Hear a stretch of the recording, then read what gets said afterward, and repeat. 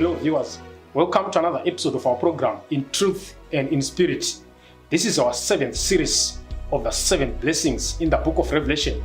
And today we are looking at the part A of the 7th blessing in the book of Revelation. I will read from Revelation chapter 22, verse number 14. Revelation chapter 22, verse number 14. This is the last chapter in the Bible.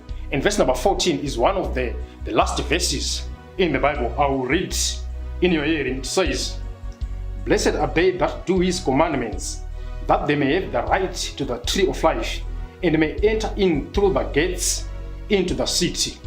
The blessing of keeping the commandments of God is talking about the 10 commandments, the moral law, the Decalogue.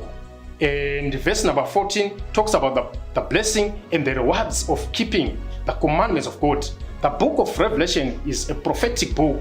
It talks about the future events, starting from the time of John the Revelator up to the second coming of Jesus Christ. So the events in the book of Revelation, including this theme of 10 commandments, covers this period from the time of John the Revelator up to the second coming of Jesus Christ. If you go with me to the book of John chapter 14, the whole chapter of John chapter 14 alludes to the events between resurrection up to the second coming of Jesus Christ. Verse number 1 says, "I go to prepare a place for you. I will come again to receive you to myself."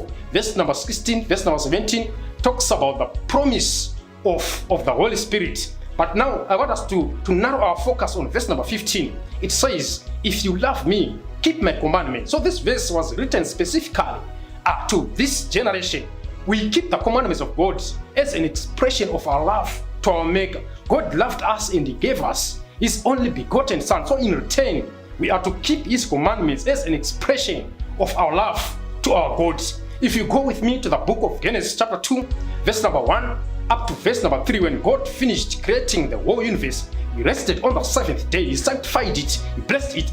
This brought us to the picture of the 4th commandment, which talks about the Sabbath day.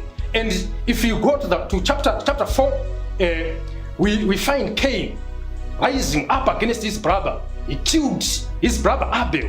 This brings us to the 6th commandment, which talks about murder. Thou shalt not murder. Now, the Bible, the fact that we have these themes from the first book up to the last book, it clearly shows how consistent our God is when it comes to His commandments. So the question now is, what ended at the cross? Join us in our next episode. We shall be looking at that segment. May the good Lord bless you. I'm Pina Pnyada on our program In Truth and in Spirit.